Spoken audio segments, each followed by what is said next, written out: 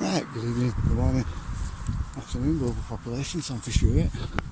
Another video, eh? Lucky devils. Right. Well, I think we'll continue Hatman, shall we? Here we go.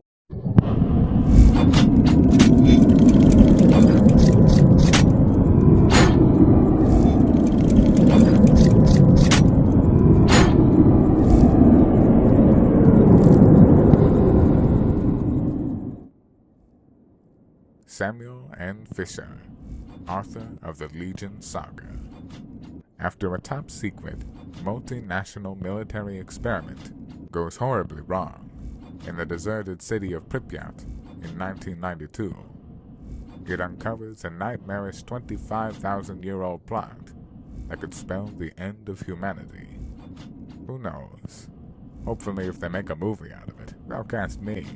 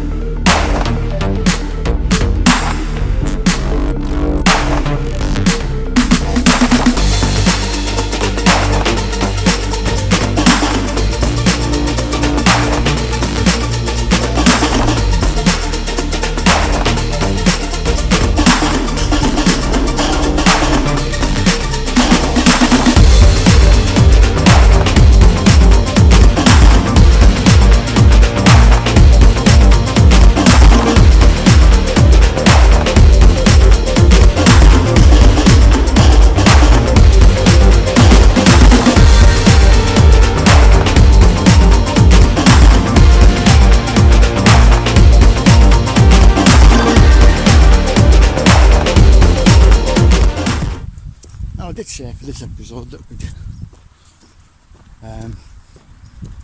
go over some of my own experiences, UFO and shadow person and ghost and other weird occurrences that I've had through my life, as well as some from my subs, from people that I speak to on Telegram. So I've got a few stories to go through. This first one is my own experience when I used to live at our old house back with my mum. And the house was pretty damn haunted, I can tell you that for nothing. So crazy stories to do with that house, but do that another time. This was weird.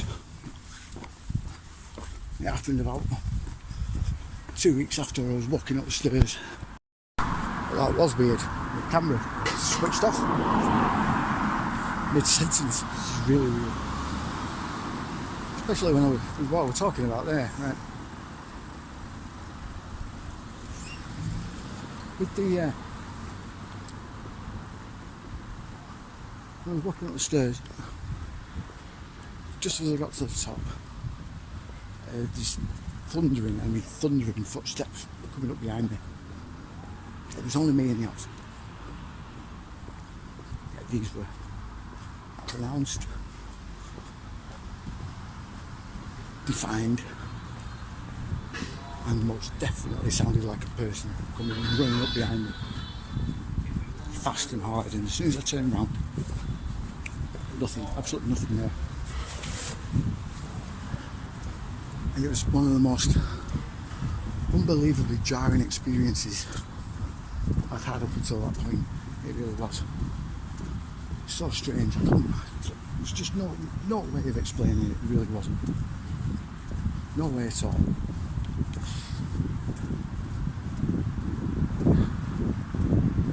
To all intents and purposes, it was someone running up behind me, but no one from there when I turned around, that's where it was so weird. But what happened 2 weeks later was even weirder.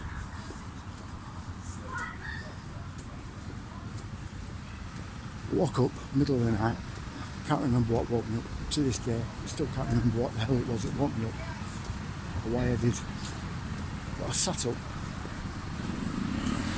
As I looked in the bedroom doorway, the bed was right across from the bedroom door. So I could see it clearly. Wide open.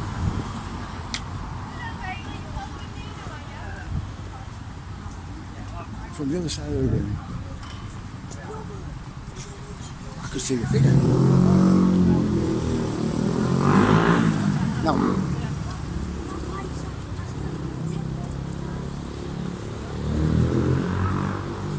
right, often when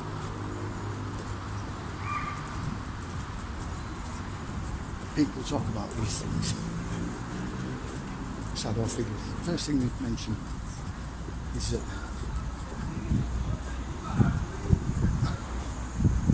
the shade of black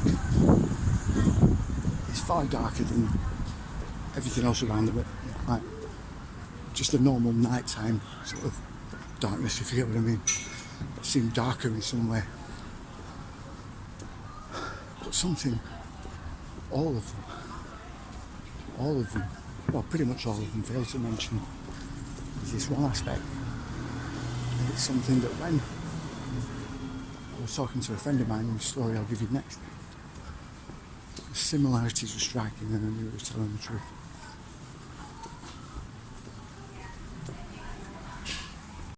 You think, despite this guy stood in my doorway, his shadow being darker than the actual night, there was an almost, I want to say, silver shimmer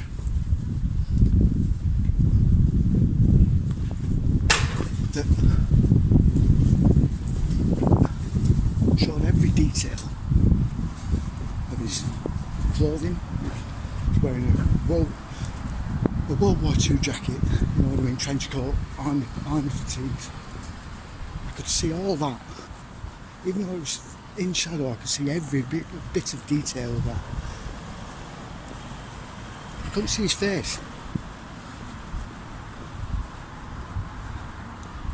That was the only thing that was missing. His face. It was just so strange. And as soon as I saw him, I knew he'd seen me. I could just tell. There was no eyes.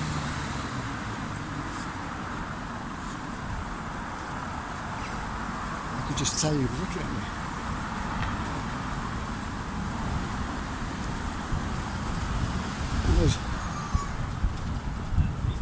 I remember feeling just absolutely gobsmacked.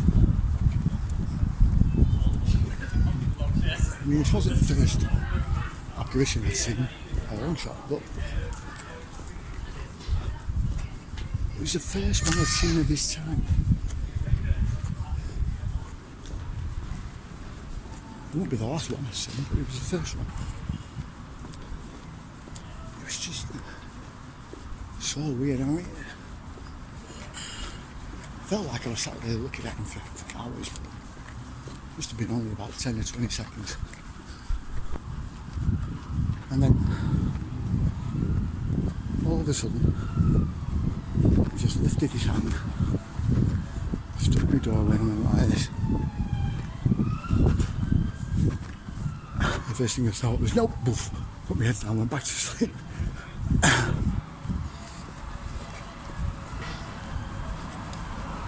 I've always wondered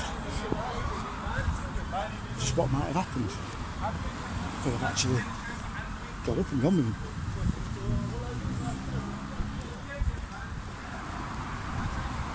I have a better idea of what would have happened now, but that's a subject for another time. But this first experience with a shadow figure was weird. Now, it wasn't until later on that I learned some stories about Hatman. One of which is he doesn't always turn up with a hat. He'll still be dressed in the same trench coat. Army issue trench coat.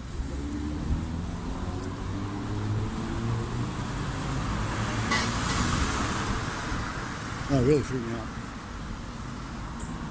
But like I said, that wouldn't be my first experience with that. But I got to my friend. You see, I just released that Hatman video, and he sent me a message on Telegram. He said, I've had the weirdest experience. He said, I was just a kid. I lay in bed. He woke up, he didn't know why. He woke up. He looked at the end of his bed, and there was a shadow sat on his bed.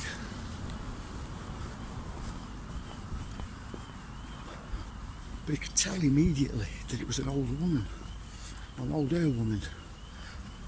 Despite this blacker than the night shadow being blacker than night, he described the exact same silvery, shimmery glow around all the details. I was like, God, I'm getting goosebumps now. And as soon as he said it, I was like, whoa, no way. I'd not even mentioned anything to him. He was like, that's just too spooky. He said, he just sat there and he didn't feel threatened. He didn't feel like she was going to hurt him. But he didn't really want to stay looking at her. So I went back to sleep.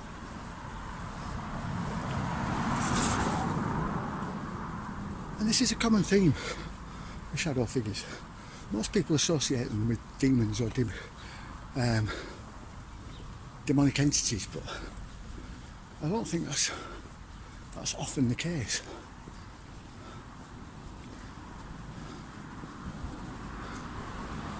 See, believe it or not, I've had 3 different out-of-body experiences. One of them was induced by a friend, so I suppose in one way, some way, it was a willing sort of out-of-body experience. It's kind of what I wanted to get, the kind of effect I wanted to get. That was when we used to be crazy, we used to make each other faint. I locked out yell, but you may have thought it hadn't worked because I said, oh, it's not worked, and as soon as I let go of me, I just dropped without a body. Second time I was pulled out my body. Literally, you're getting out. And that was when I was sat on my bed. This was the weirdest thing. Sat on my bed, I just started getting really fuzzy sort of sensation in the head, you know, like when you go to faint. I saw a black thin, it's coloured line going down the centre of my vision from the top to the middle. And it started ticking, counting round like a clock. As it went round, here I am, mate. As it went round, the space where we'd been was going black. And it did that all the way round until it got to 5-2. And the next thing you know, poof, I'm in a swirling, multicoloured tunnel. Where the fuck I am, I'm absolutely shitting myself. Thinking, what the fuck is going on? I didn't understand. I didn't realise I'd just been pulled out.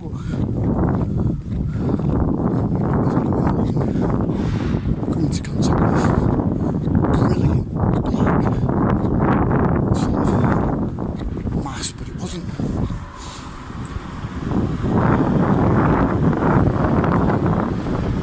It's hard to explain.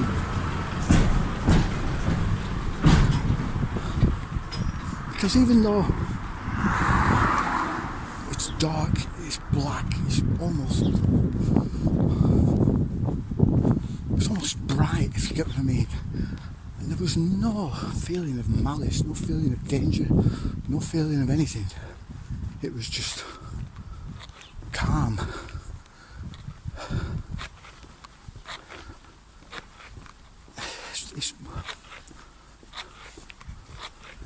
It's the weirdest. What we talked about, what I was shown, I'll take to my grave. Kind of, some of it's in my book. I used it as inspiration, but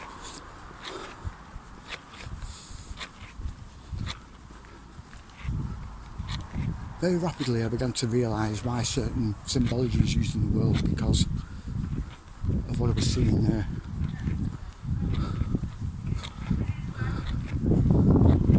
And this was before I found the blood tablets of thought or anything like that. What's described it, this is why I know it's real, because what it describes in there is perfect. It's exactly what you see, or how you would see it from ground level. Above, the astral plane, there's areas of darkness and light all over the place. It's like a minefield. But what does that remind you of? There's a reason why that is used, that pattern. There's a reason why 33 is used. It's not what people think 33. We'll get to that shortly. Right. If I've edited this right, you're probably thinking, where's all his hair gone? Well, yeah, I've booked it again, you see. Place back, looking different. Anyway, like I was saying, I've had a lot of weird experiences from my time of investigating the paranormal, and from investigating ufology, supernatural. You tend to have pretty much everything. You tend to have some bizarre things happen here and there that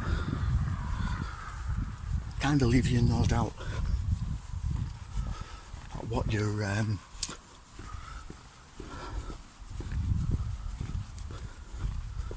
experiencing is something that's way out of your control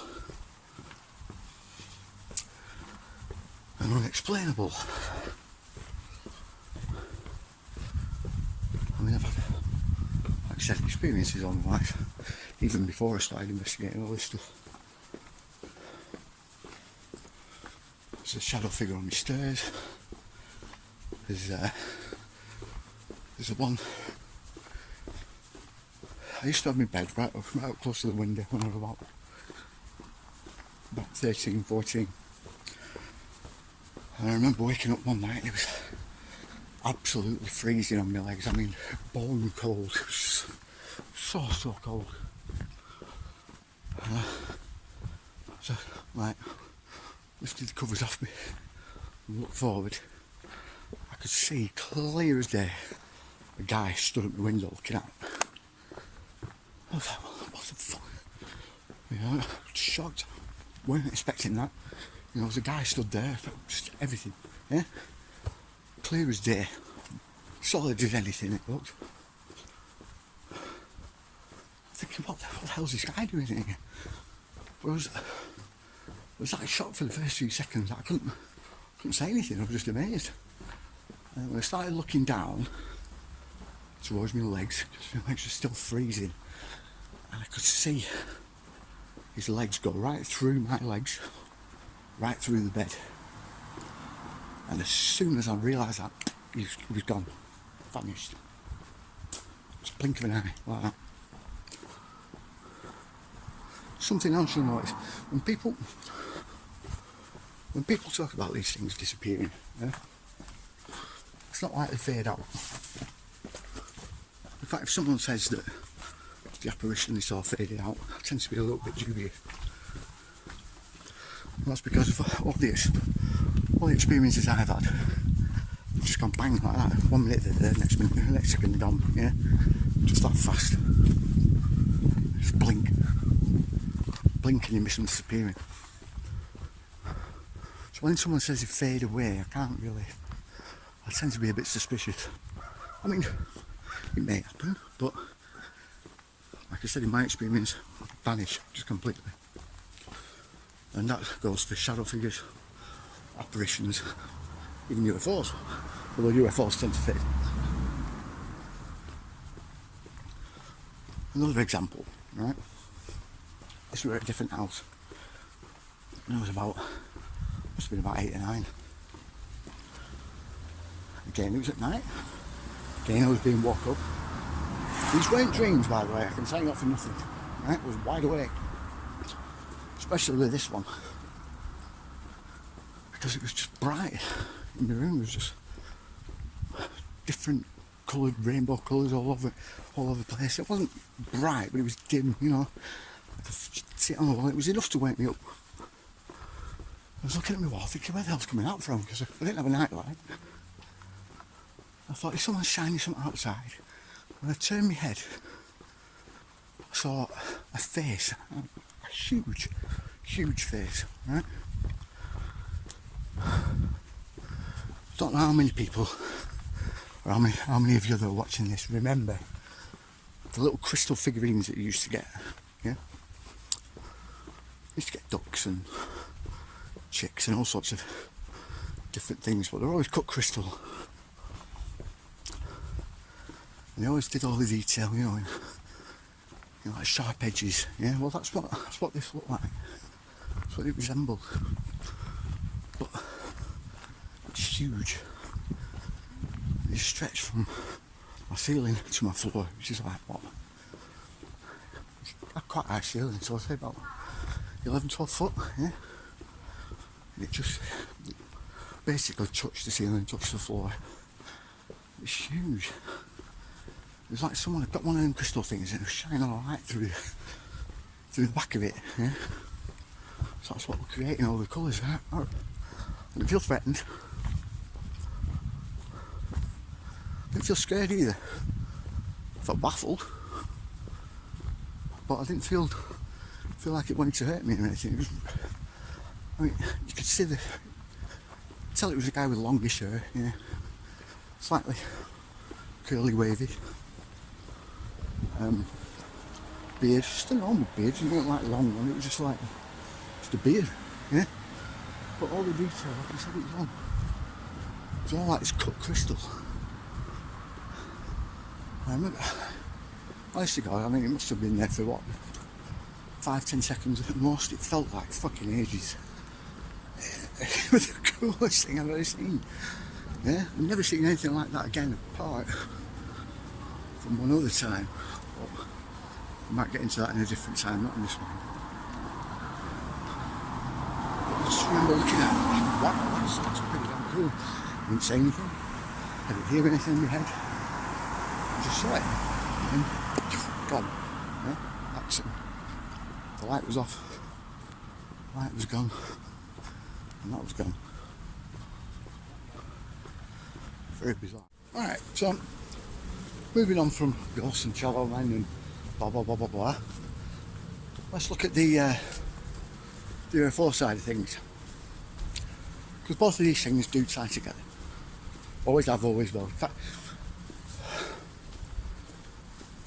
the longer you research anything, yeah, you'll always find a lead that leads into another topic away from what you were doing. Which is why I always end up starting off with something paranormal and then end up back into ufology, back into religion, ancient history, power structure, yeah, secret societies, and then woof, straight back. Yeah, and it's like you're just going around in circles all the time. Yeah, you'll notice. I think I'm about my 5th time round, but each time you come back, something else will open up, and something else will open up, and you get deeper and deeper and deeper every time. Which is why I think a lot of people don't get what I talk about a lot of the time, but anyway, just a point. UFOs. Now, I've been sent a couple of quite interesting UFO related stories that even the people that sent me them say there's something a bit different with UFOs than we're led to believe, and that's true, it is. Believe it or not,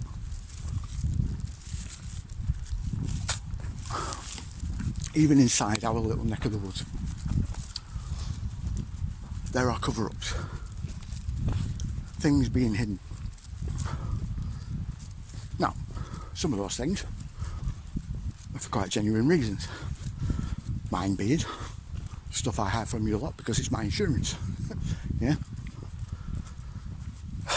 The minute I release that information, I'll probably be a dead man. Right now, it's with people around who have that information. Or stashed.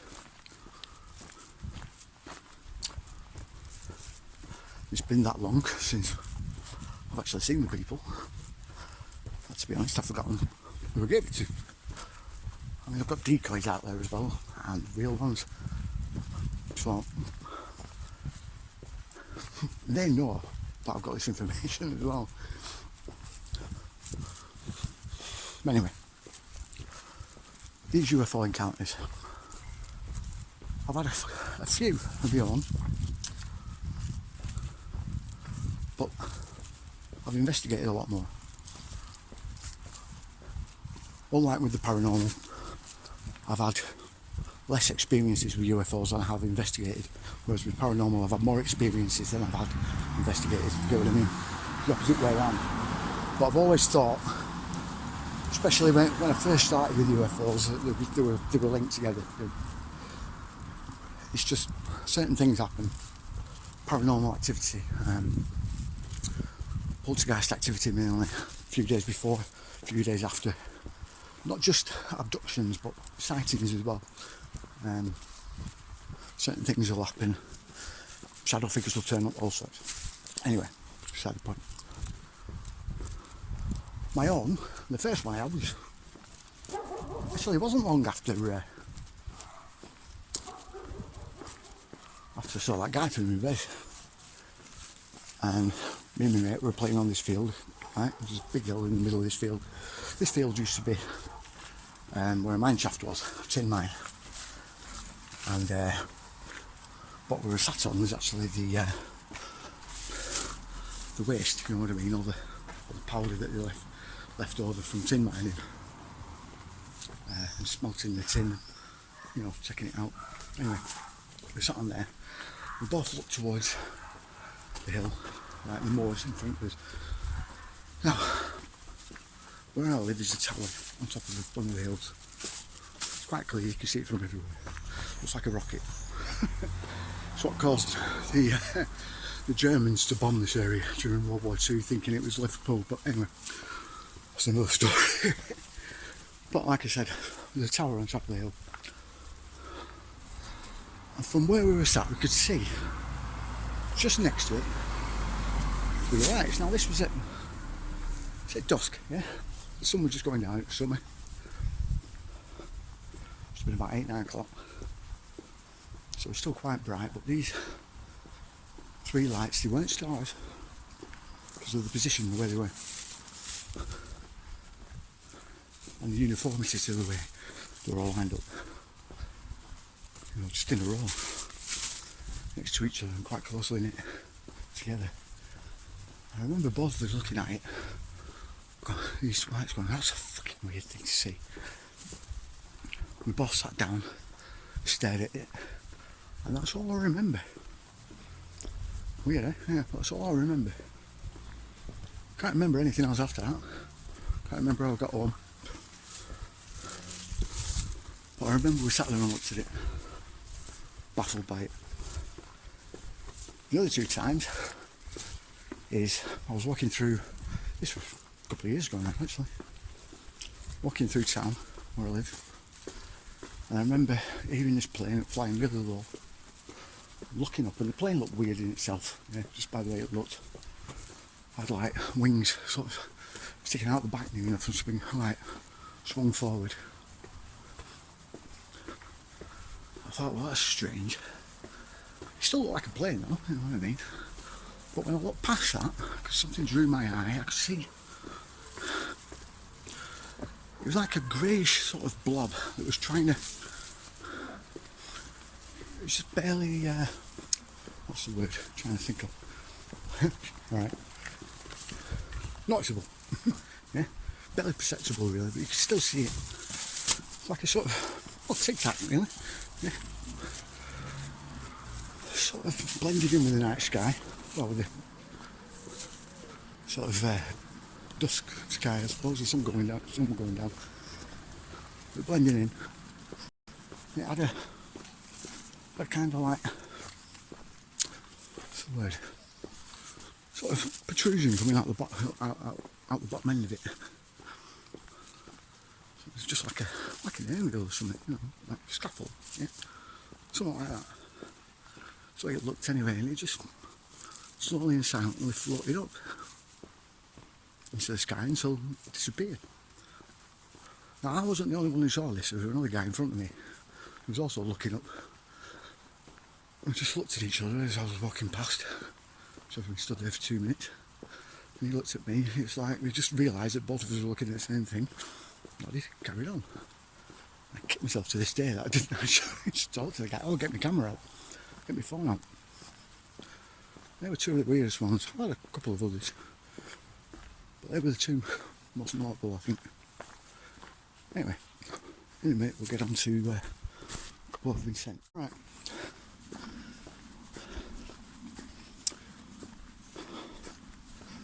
This person, who's showing a name, well, remain anonymous, that's what I'm looking for. They sent me a few. Because after this first sighting, if I remember right, is when they actually began investigating themselves. So they were investigating for a while after. And they told me that when they were travelling to work on the bus, they'd already been thinking about UFOs in general anyway. You can't think to themselves, well, if I see one, you know, I won't believe in them until I see them. Yeah, until I see one. And then I'll start believing.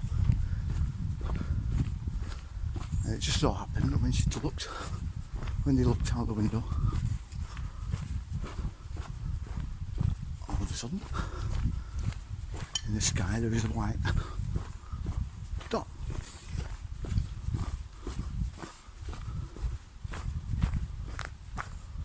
Sort of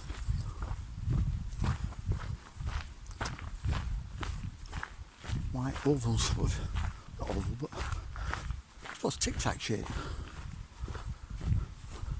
They described it as a light in the sky. There was definitely something behind it, or creating that light. You know, there was a light source behind it. But at the same time, it wasn't reflective, so it didn't quite seem like it was there. Now, people have suggested that maybe there was a reflection in the window and everything else. They've sort of discounted that as being plausible, which is fair enough. Basically because it wasn't the first time, you see, or the only time, should I say. There was a few others, because they said after they looked away for a second, looked back, it was gone. Yeah, it'd been in the same sort of position for at least 3-4 kilometres of their journey on this bus. She was looking up and she looked away, gone, like that. When they rounded this corner, they said to themselves, okay, I'm not sure what I've seen, but if I see it again, then I'll know that it's definitely a UFO. Lo and behold, turn around, look between two buildings and it's there, straight in a field of view, yeah? Right where they're looking, yeah? Right in front of them. So it's like, right, okay, well, I have to take a photo of this. You know what I mean? Maybe I should get off the bus. Second thought, well, what if it's gone by the time I look back? By the time I get off the bus, I'm going to be stuck. It'd be pointless. Anyway, if you look down to find the phone, look back up, you're gone. Okay, fair enough, you thought. Get towards work, get off the bus, start heading towards where they worked. And as soon as he rounded this corner, looked straight down the street where their work was on the right hand side. There it was, in between two trees. Yeah, I mean these trees were quite close to her, but that was quite far away. I keep calling it, but anyway, yeah. But it was still there, quite prominent, again in the field of view. Well, they had an interesting take on this. From that moment, they then knew that these things, whatever they are definitely sentient, have some sort of telepathy over a long distance, and they can move very quickly or teleport. Yeah. But again, it didn't just disappear. I mean, it didn't just fade. It vanished, disappeared. Again, blink of the eye. Now, they firmly believe that it wasn't a solid object, which is what a lot of people say about UFOs that they see. Not solid objects, so like a ball of light, but not like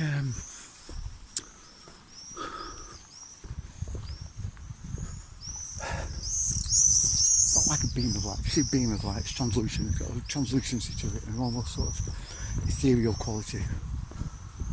Yeah. Whereas, a bit like orbs, yeah, ghost orbs. Whereas these look more solid. You know, they look like there's a light source behind them, even though you can probably tell that there isn't, yeah. Now, this opens up a whole host of possibilities. They were more of the mind that these are definitely interdimensional, spiritual in some way or other, yeah, which is what I ascribe to. Anyway, like I said, definitely have some sort of paranormal or supernatural element behind it, behind the whole UFO phenomenon. I'm not the only one who thinks that. Like I said, there's that lady who thought that straight away, pretty much. But even seasoned researchers like Jack Vallee, who was J. Allen Hynek's assistant for a long time after Hynek left Project Blue Book and decided that he was basically a believer. He said there was just stuff he couldn't explain and he couldn't talk about it, so he took on Vallee as his assistant researcher, and Vallee's been doing it ever since. Jack Vallee, still doing it now. In fact, if you've seen Close Encounters of the Third Kind, the French scientist that's in that, it's based on Jack Vallee. In fact, Jack Vallee's in it as well. In Close Encounters, very briefly, as a cameo, but I digress. But he's another one who's been forced to come to the conclusion that there is some sort of paranormal, interdimensional element to them, that they may not in fact come from other planets but from a different universe. John Mack was the same. He got into researching abductions basically, because alien abductions, because he wanted to disprove it. The guy was the tenured head of psychology at Harvard University. Yeah. And he turned around and he said, I'm going to disprove it. I'm going to prove that these are a psychological phenomenon. And by the time it was just before his death, he used to say unequivocally and quite frankly and openly that there is an interdimensional element to this, an unmistakable one, simply by the fact that with some abductions they're exactly the same as life. You know, sometimes the person will remain in their bed and it'll just be all in the mind, but there's others where they aren't there. They have exactly the same experience, exactly the same circumstances, and someone will notice that they're not there. You know, he gives you know, the example of one of his patients who was there while having a session with his son,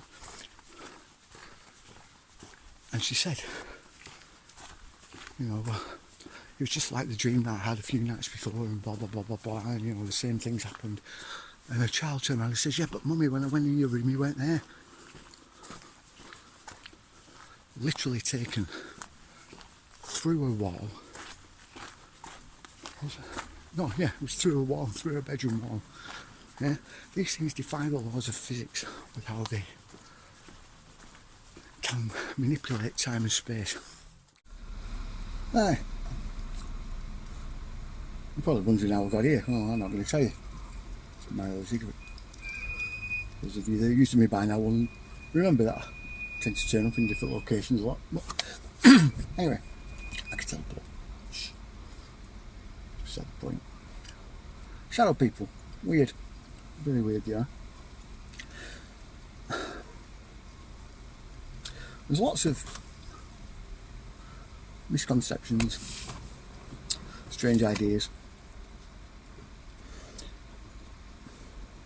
a lot of wrong ideas, mostly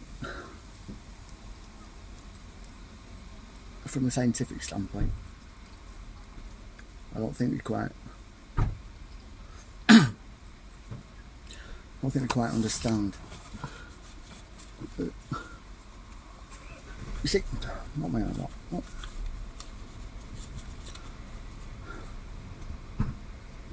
From a scientific point of view, I think you try and blame the whole thing on sleep paralysis and hallucinations. Now, that would be fine, except when you get multiple people seeing the same thing, or when people aren't asleep. You try to think it's the same thing with alien abductions, which is very silly, I think. Again, not all of them happen at night, not all of them happen when people are in bed, not all of them happen when people are asleep. They happen when people are driving, for God's sake, as well, which is another thing. So, you have to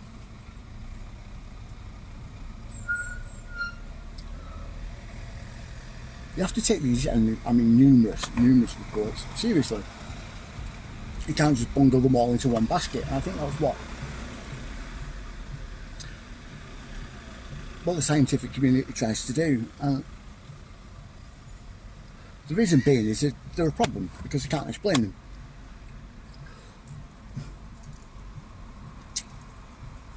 And when they do try and explain them, they end up believers. So it's a no-win situation for them, really.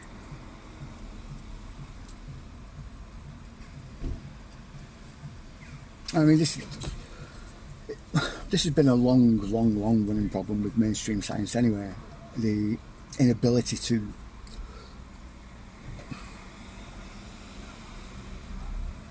kind of, what's the word? See past their own ass, really.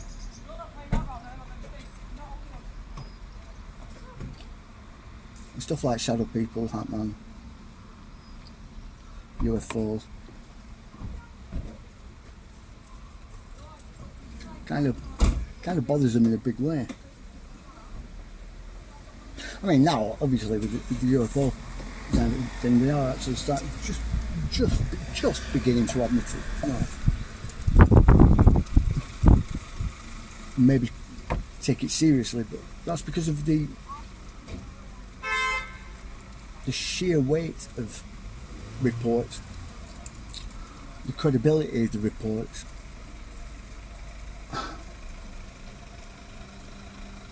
you know, and the people making the reports as well. Let's not forget that.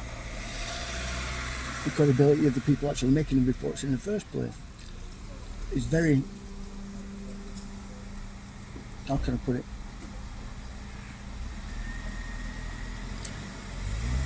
These aren't just your usual sort of back road kook anymore, you know, the trained fighter pilots. You can't use misidentification anymore or anything like that, because these people are trained to identify aircraft going 1,000 miles an hour.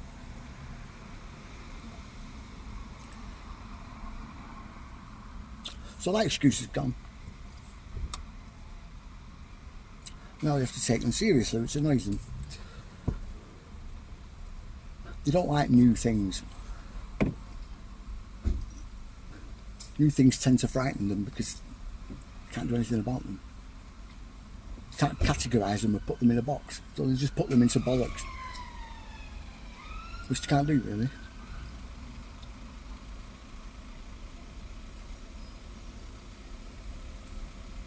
We're talking about Claude Swanson. Now, if any of you know who Claude Swanson is, as I've mentioned before, he's one of the most credentialed scientists you can out there. He's got at least 6 PhDs in various fields of physics. And he's devoted his life to investigating what he calls subtle energies, which are basically paranormal.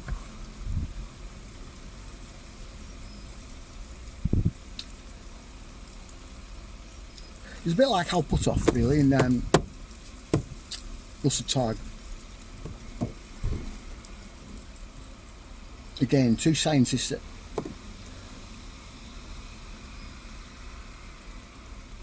their results, their conclusions are just swept under the rug.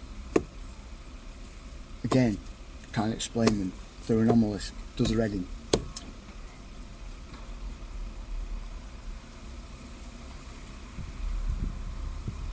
And Claude Swanson's the same. Him and Tom Campbell, they're part of the Monroe Institute, which was it was set up to investigate consciousness and out-of-body experiences and psychedelics and all sorts of other stuff. Now, see Merriman, he's another one that's in the Monroe Institute as well. He's another fantastic guy. Brilliant scientist, brilliant mind. It's Tom Campbell and Claude Swanson that are the same, and they're both very, very sort of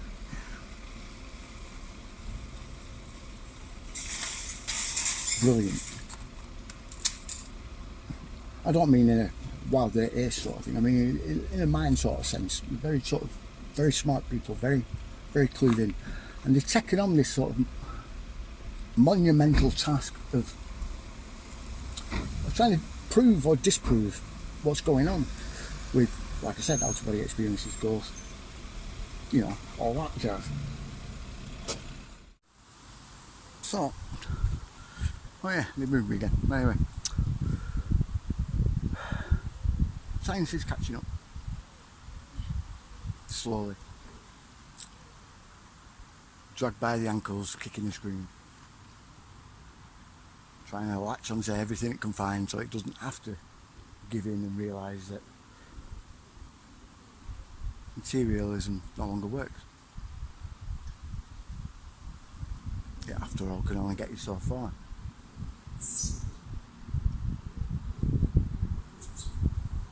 But it's people like Claude Swanson, Russell Targ, Hal Puthoff, Tom Campbell,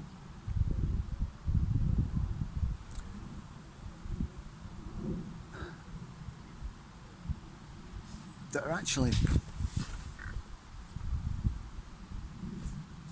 sort of proving what many of us already knew all along. That UFOs, just like ghosts,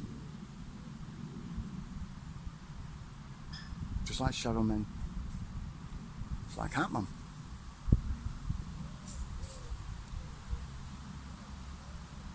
are all very much one and the same.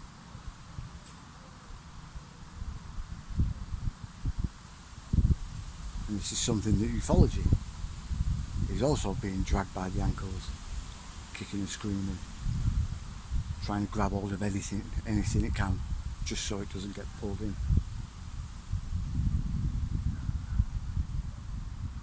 Because ufology, parapsychology, demonology,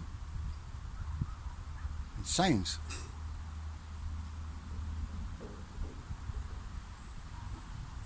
are all becoming one and the same in a bizarre kind of way.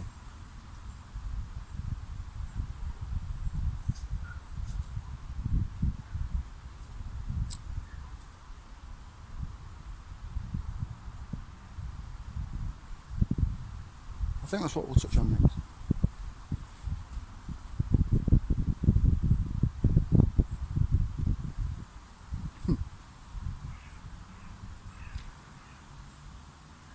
Because I think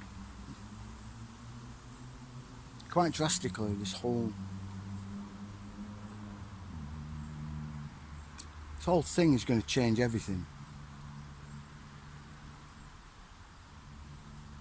including the way we view religion, not just science, not just what I call fringe fields, but everything, especially religion. I think we're about to discover that almost everything our three main religions, the Abrahamic religions, have told us is wrong to some degree.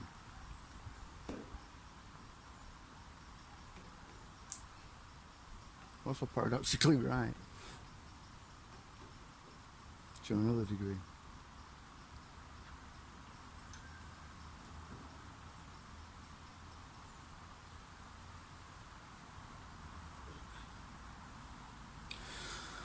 These are very strange times, has to be said.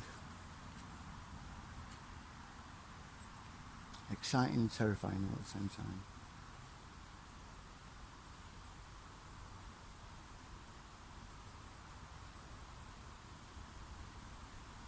I mentioned before the Great Sign in Heaven, that astronomical event.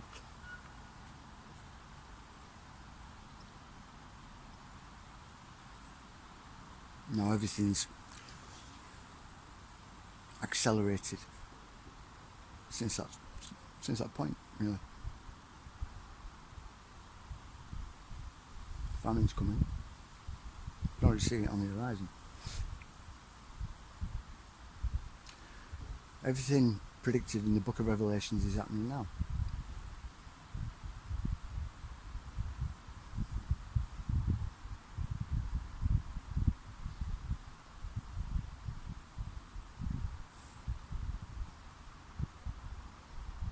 Everything at Nostradamus, Baba Vanga,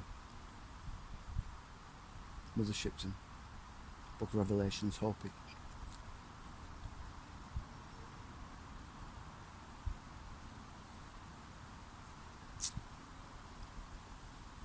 You see it playing out.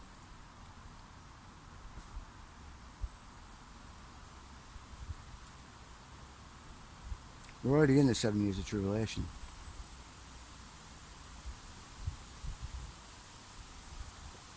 As Jesus said in Matthew, you won't see it coming, but it'll come like a thief in the night. You cannot know the date, apart from a select few.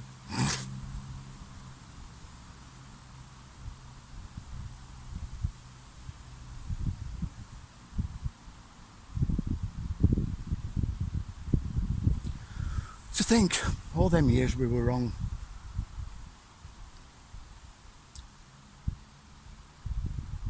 Working off their plan. Agenda 2030, Agenda 21.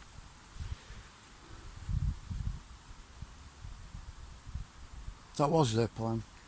And like I said before, 2017 it all changed. All of a sudden it became not their plan anymore.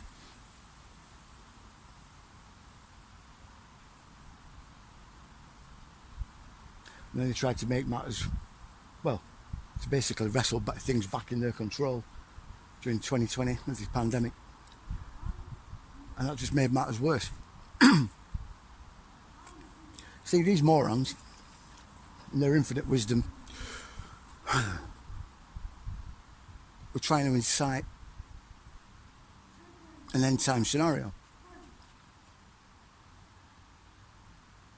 The Sassoons being messianic apocalyptic Jews gave these guys the idea. The guys at the top think they're gods. Think this is going to be their ascension time. I thought they'd have it under their control, which is why they started bringing it in. And they've tried this multiple times, but this time I think the powers that be turned around and said, fuck you, I've had enough. Fine. You want end times? Here's end times.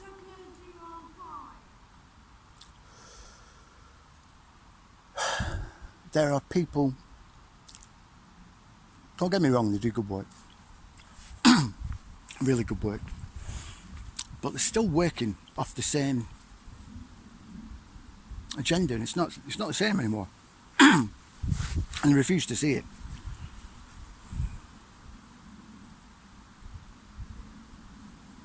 I think mostly through ego.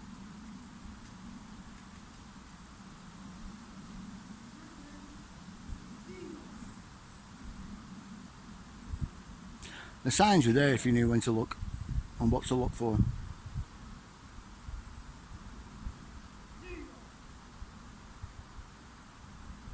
It was a big one, astronomical. A star alignment that hasn't happened probably in recorded history. May have happened before then, don't know. No one wrote it down. That's what the only thing about recorded history. It needs to be recorded. But it was a very clear indication. Look for this. Unfortunately, most people didn't think they were looking for a star alignment. Clues in what it says. I saw a woman with a crown of 12 stars, clothed in the sun with the moon at her feet.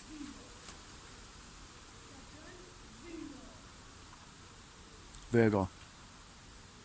Crown of Leo. Mars, Mercury, Venus. Makes a hat. Closed in the sun, happens at midday, behind her. She might not saw it. Unless you were looking at star maps. The moon at her feet, again. Star maps. Like I said, this was a very unusual alignment. The passage goes on. She was in the pangs of birth for 9 months and gave birth to a king. And before the great serpent, jaws open, could devour that child, God spirited it away. It's funny, because for 9 months, Saturn would wander into Virgo's womb, where that was, do a little dance, and then go out the same side. And then on this one day, 23rd of September 2017, it went out from between her legs, and right underneath her, with its jaws wide open, is another astronomical constellation, Serpens.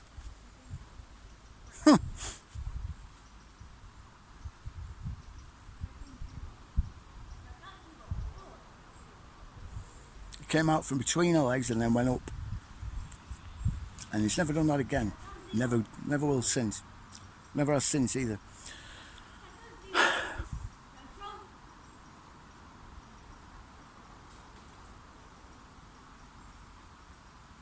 It's a clear indication, clear sign. It's starting, lads. Get on it.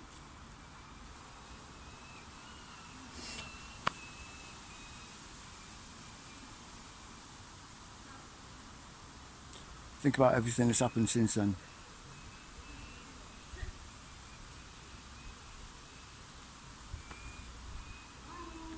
It's just subtle changes, subtle things that happen that have huge ramifications later on. And at the time you may not notice.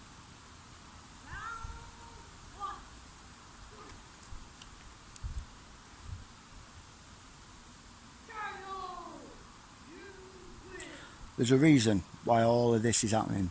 All of this uptick in UFO activity, uptick in paranormal activity. The veil is being lifted. We're seeing more. Can't hide anymore.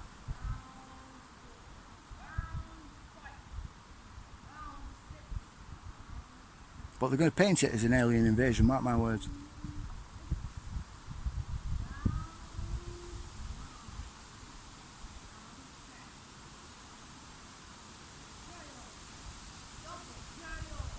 We're in extremely perilous times, but extremely exciting at the same time. Don't lose your heads, folks. Like I said, we'll cover all this next time. Like, share, subscribe, you know the drill.